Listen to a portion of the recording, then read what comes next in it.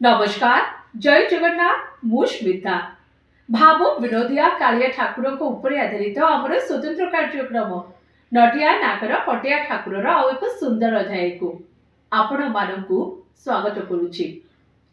श्रीमंदिर रे एबे एबे सरीछि पुष्याभिषेक नीति। तेबे पुष्याभिषेक नीति केवल एक धार्मिक परंपरा नुहे बरं ओडिया जातिर राजकीय गौरव एवं भक्ति भावर प्रतीक अटे।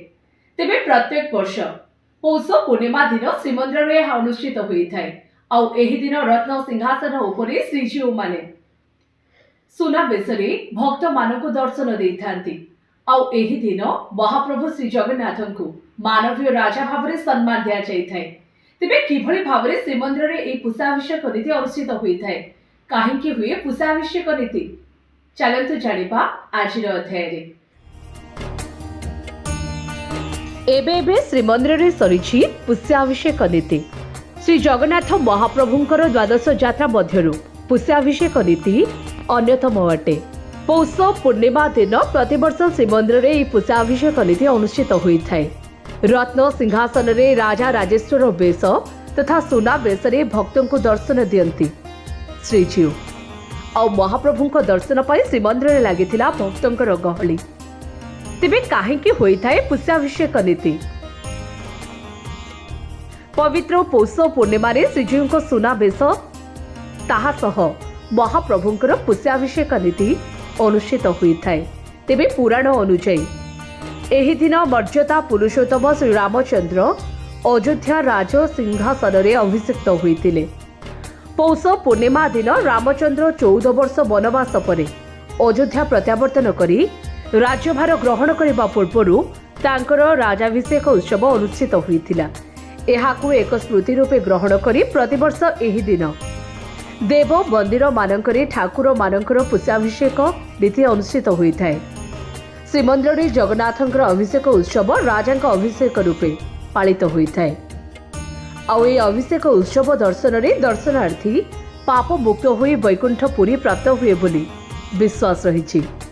एही उपलक्षे श्री जगन्नाथंकर एक स्वतंत्र पुष्पवेश अनुष्ठित होइथाय।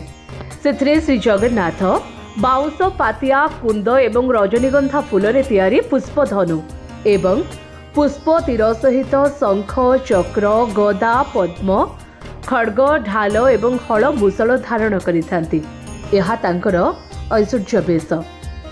पुष्याभिषेक उत्सव पौष पूर्णिमा दिन पालन करा जाउथिले मध्य एही उत्सव आनुषंगिक अंकुरारोपण कर्म पौष शुक्ल एकादशी दिन अर्थात पुष्याभिषेक पूर्व दिन श्रीमंदिर रे संध्या धूप परे देउल पुरोहितंक द्वारा समाहित होइथाय।